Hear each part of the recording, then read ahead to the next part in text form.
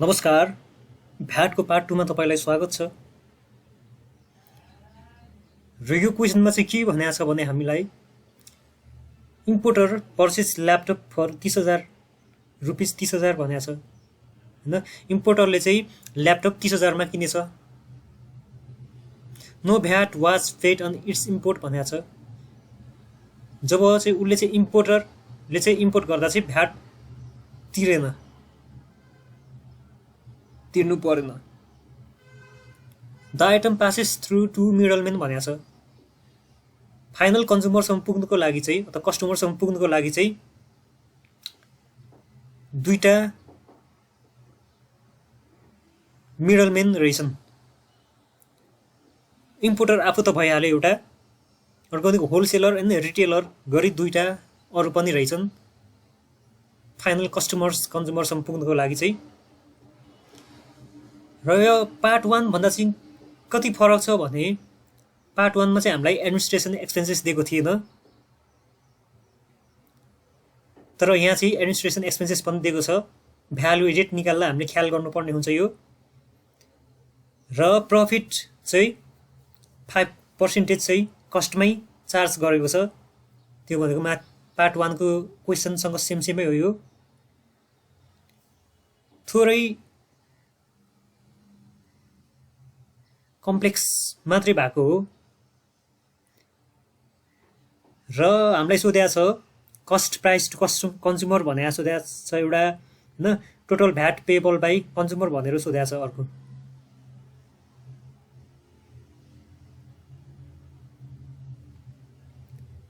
र हामीलाई थाहा छ कि कम्प्युटेसन अफ भ्याट पाउनु पर्ने हुन्छ र यसको कलमहरू भनेको 7 वटा हुन्छ।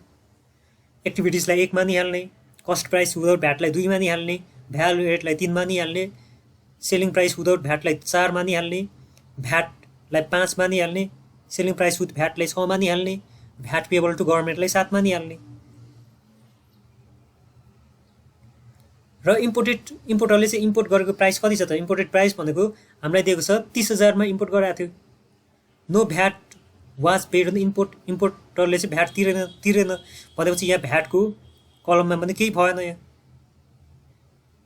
र अर्को भनेको चाहिँ अब इम्पोर्टरले चाहिँ कसलाई दियो त? होलसेलरलाई दियो। दुईटा मिडलमेन इम्पोर्टर पस्यो नि, दुईटा मिडलमेन भनेको छ, होलसेलरलाई दियो। तर अब चाहिँ हामीले ध्यान दिनुपर्ने कुरा चाहिँ के छ भने होलसेलरलाई 30,000 हुन्छ, कस्ट चाहिँ 30,000 हुन्छ। इम्पोर्टरले होलसेलरलाई दिँदा कस्ट चाहिँ त्यति नै हुन्छ। तर उसले भ्यालु एड गर्छ। अब भ्यालु एड गर्नको लागि उसले इम्पोर्टरको चार्ज चाहिँ दिएको छ। यहाँ एडमिनिस्ट्रेसन एक्सपेन्सेस भनेर चार्ज चाहिँ दिएको छ। अब चाहिँ भ्यालु एडेड निकाल्दा चाहिँ भ्यालु एडेड बाइ इम्पोर्टर भनेर चाहिँ administrative expenses plus 5% of cost price भनेको 30,000 प्लस एडमिनिस्ट्रेसन एक्सपेन्सेस भनेको चार्ज चाहिँ एडमिनिस्ट्रेसन एक्सपेन्सेस इम्पोर्टरको प्लस 5% अफ 30,000 कस्ट र चार्ज चाहिँ एडमिनिस्ट्रेसन एक्सपेन्सेस गरेर चाहिँ 30,400 को 5% निकालेर 400सँग जोडिदिने। त्यो भनेको चाहिँ 1920 हुन्छ। यो चाहिँ 1920 भयो यहाँ।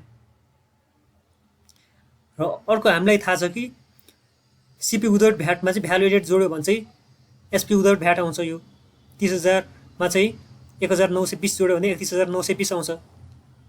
र भ्याट पर्सेन्टेज भनेको जहिले पनि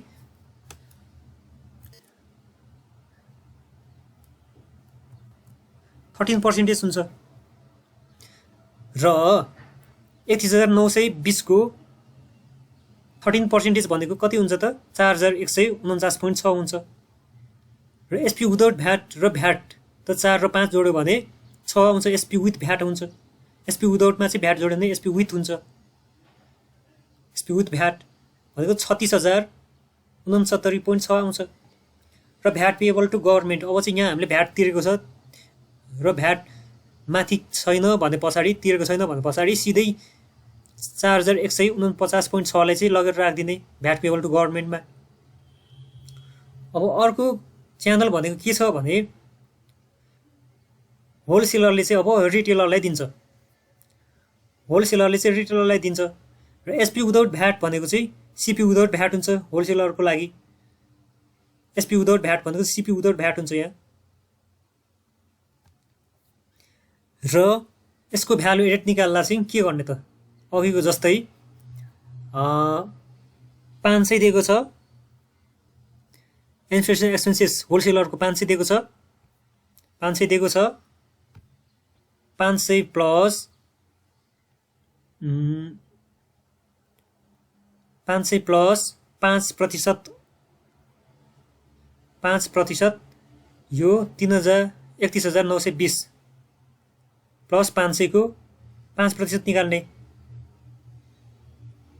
500 अब यो एडमिनिस्ट्रेसन एक्सपेन्सेसको ठाउँमा 500 हुन्छ हैन plus 5% of 31,920 plus 500 administrative expenses त्यतिलाई निकाल्यो भने 2121 हुन्छ 2121 हुन्छ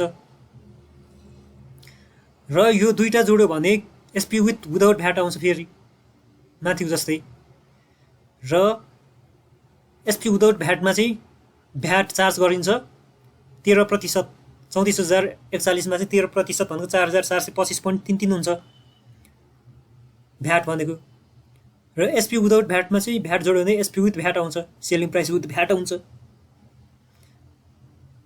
र यो दुईटैलाई जोड्यो भने 38,466.33 आउँछ र भ्याट पेएबल टु गभर्नमेन्टमा चाहिँ अब चाहिँ हामीले भ्याटको यहाँ 4,425.33 छ यसबाट चाहिँ 4,149.6 घटायो भने 275.73 आउँछ अब अर्को च्यानल भनेको चाहिँ के छ त फाइनल कस्टमरसम्म पुग्नुको लागि चाहिँ रिटेलरले पनि अब चार्ज गर्छ रिटेलरले चाहिँ 600 एडमिनिस्ट्रेसन एक्सपेन्सेस र 5% प्रोफिट एन्ड कस्ट अब यही अनुसार गर्ने अब फेरि पनि एडमिनिस्ट्रेटिभ एक्सपेन्सेस भनेको चाहिँ अब कति हुन्छ 600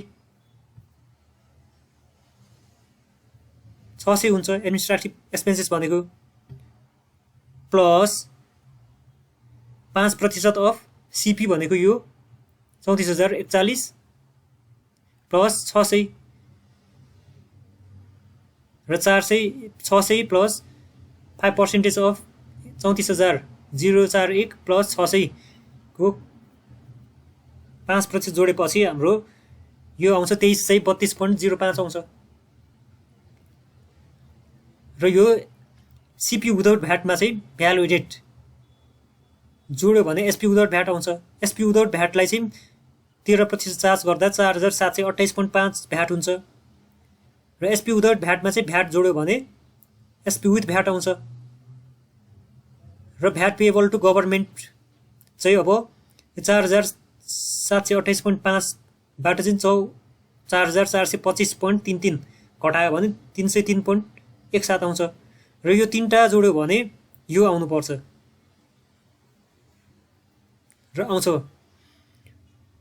पनि र हामीलाई सोधेको चाहिँ के भनेको छ कस्ट प्राइस टु कन्ज्युमर भनेको छ कस्ट प्राइस टु कन्ज्युमर भनेको कुन चाहिँ हो त फाइनल कन्ज्युमरले तिर्ने पैसा भनेको यो हो 41,101.55 हो र total VAT payable by consumer total VAT payable by consumer भनेको चाहिँ के हो त टोटल भ्याट चाहिँ कति छ त टोटल भ्याट भनेको यो 4,728.5 हो अथवा यो तीनटै जोड्यो भने यति नै आउँछ